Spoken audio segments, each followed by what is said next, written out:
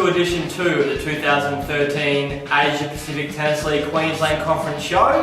I'm here again with Travis Rigoli after a great first weekend of ATL action. Welcome today, Trav. Thanks, Matt. I see you've jabbed yourself a Toowoomba Tigers shirt. I have indeed, so I'm very happy. Thanks to Gavin Wright and the Toowoomba Tigers crew. Unfortunately, these fantastic uniforms didn't help me get a win on the weekend, unfortunately, but hopefully the Tigers can get on the board this weekend. So, we launched on Friday night, Trav, but headlining the weekend, capacity crowd at Plana Tennis Club to see former world number one Pat Rafter in action, and he was in top form. Unbelievable. Obviously started slow against Gavin van Peperzeel from the Tennis Brisbane Chargers, but the second and third sets were unbelievable. It was great to see his reflex volleys, rocking back on the serve.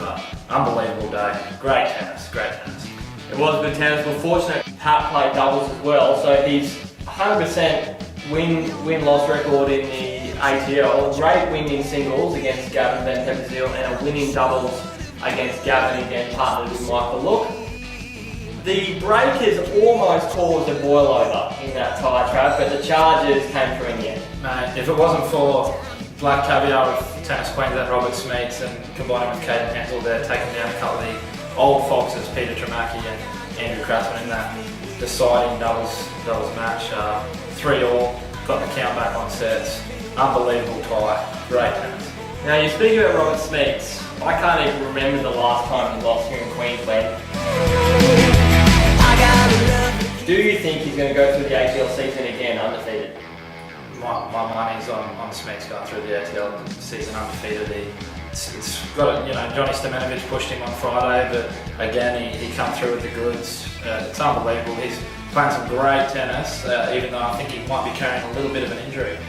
Friday night we opened at Shaw Park, a crowd of just under 700 people for a fantastic launch night of this year's ATL. Audel Memon was there playing some live tunes and certainly brought a lot of 15 to 18-year-old girls down the ATL, which was fantastic.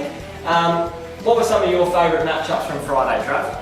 Well, the big matchup for me on the women's side have to be Shannon Stamenovic against young Nate Debanes.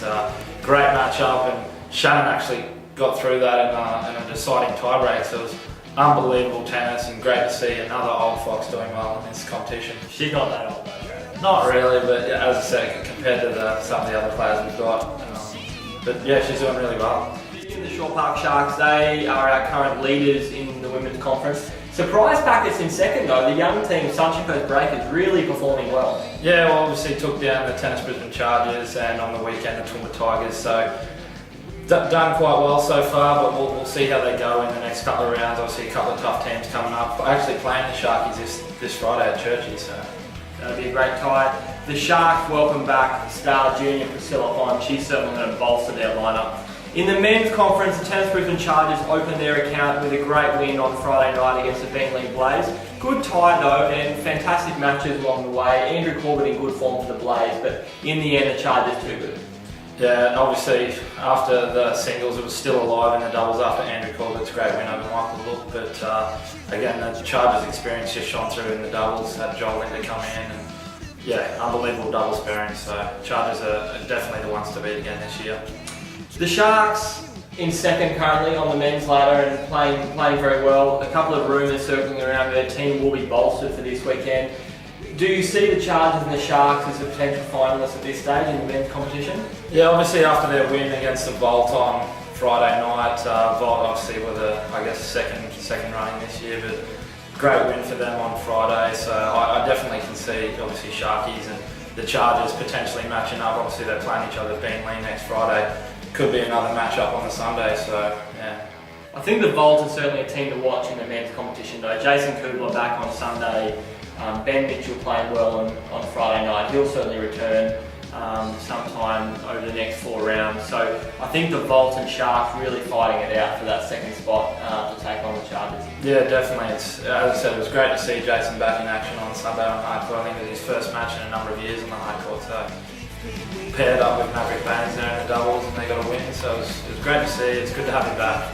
Friday night we're off to the David Turbane Tennis Centre at Churchy, corner of Hilton and Keith Streets in East Brisbane, so going to be a great night of tennis. Our first ties at 4:30 PM. We'll go through a quick preview. So 4:30 p.m. travel, we have the Sunshine Coast Breakers and Shore Park Sharks playing in the men's and women's competition. Can I get a quick tip for both of those ties, please?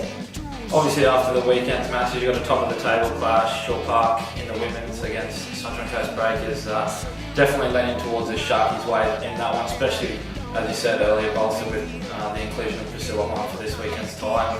In the men's, again, obviously they've lost their star player Pat Rafter to the Sunshine Coast Breakers, but still going to be a team to watch. Got some good young players, but definitely leaning the Sharks' way.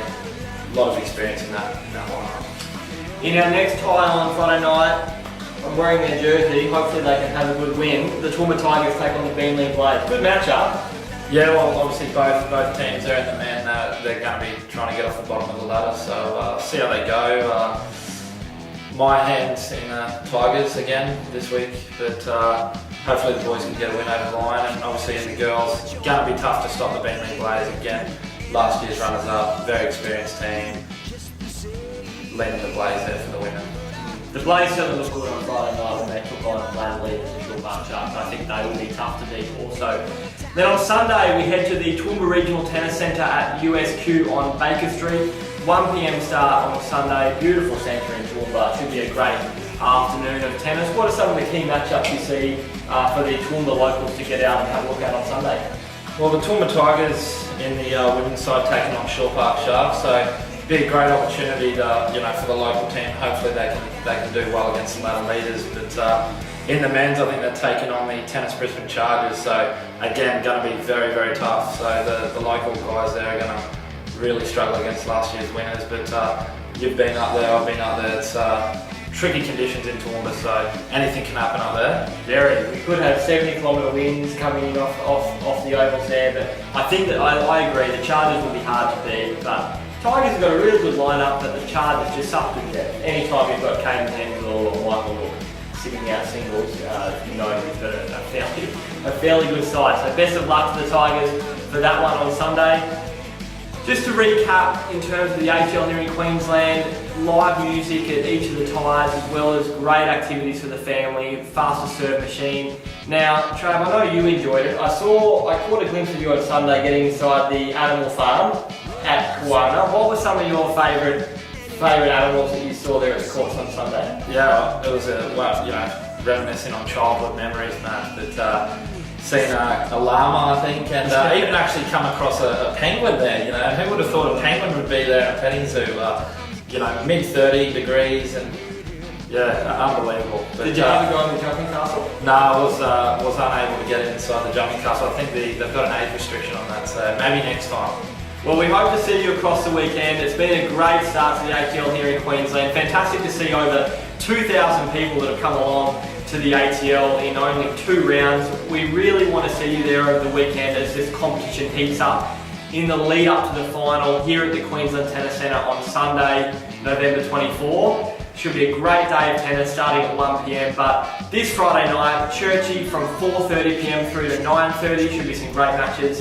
And then at the Toowoomba Regional Tennis Centre from 1 p.m. to 4 p.m. on Sunday. The Super 10s kids will be in action again on Sunday morning in Toowoomba, and also playing a quick tournament before the ATL gets underway. So, Travis, best of luck for the weekend. I'm sure it's going to be a great weekend of tennis, and get along and support all of your favourite ATL Queensland teams.